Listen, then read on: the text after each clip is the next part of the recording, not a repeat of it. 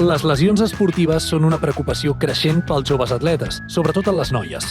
De fet, els estudis mostren que nens i adolescents en pràctica esportiva intensiva tenen un 70% més de probabilitats de patir lesions que els no esportistes.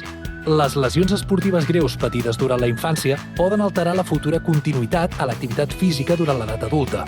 Això augmenta el nombre de ciutadans europeus sobre els quals és interessant treballar la prevenció de lesions.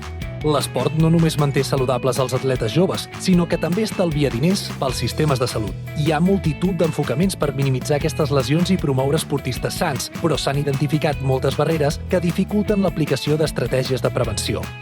Algunes inclouen la manca de temps dedicat a l'entrenament o pocs coneixements sobre prevenció efectiva i protocols específics.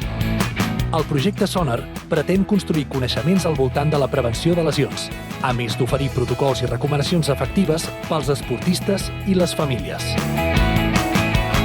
Treballem junts per prevenir lesions esportives i mantenir els joves esportistes en el joc.